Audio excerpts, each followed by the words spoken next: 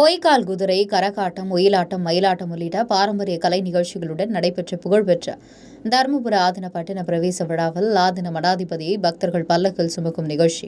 ஆயிரக்கணக்கான பக்தர்கள் பங்கேற்பு. மயிலாடுதுறை மாவட்டம் தருமபுரத்தில் 15ஆம் நூற்றாண்டை சார்ந்த சைவ ஆதீன மடம் அமைந்துள்ளது. இந்த மடத்தின் ஆதீன குரு முதல்வர் குரு பூஜை விழா மற்றும் ஞானபுரீஸ்வரர் ஆலய வைகாசி பெருவிழா கடந்த 20ஆம் தேதி கொடியேற்றத்துடன் துவங்கியது. 10 நாட்கள் ஆலயம் மற்றும் குரு பூஜை விழாவும் நிறைவாக 11ஆம் நாளான இன்று ஆதீன மடாதிபதியின் பட்டின பிரவேசம் நிகழ்ச்சியும் நடைபெற்றது. அதன் முக்கிய நிகழ்ச்சியான சிவிகை பல்லக்கில் ஆதீன கத்தரை சுமக்கும் நிகழ்ச்சி நடைபெற்றது. இதனை முன்னிட்டு தங்கப்பாத குரடு தாங்கிய ஆதீன 27வது மடாதிபதி ஸ்ரீ மாசலாமணி தேசிக ஞான சம்பந்த பரமாச்சாரியா சுவாமிகளை கட்டளை தம்புரான் சுவாமிகள் சிவிகை பல்லக்கிற்கு அழைத்து வந்தனர்.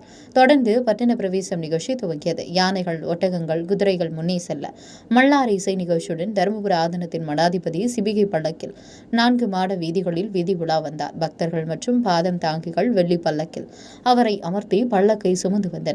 நாடு முழுவதும் இருந்து வந்திருந்த பல்லாயிரக்கணக்கான பக்தர்கள் நிகழ்ச்சியில் பங்கேற்றனர்.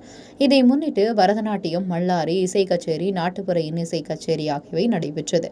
ஒயிலாட்டம், மயிலாட்டம், பொய்க்கால் குதிரை, கரகாட்டம், காளியாட்டம் உள்ளிட்ட கண்கவர் பாரம்பரிய கலை நிகழ்ச்சிகள் நடைபெற்றது. தொடர்ந்து 4 மாட வீதிகளில் வழியே பல்லக்கு ஊர்வலம் நடைபெற்றது. வீடுகள் தோறும் விளக்கேற்றி வைத்து பொதுமக்கள் வழிபாடு செய்தனர்.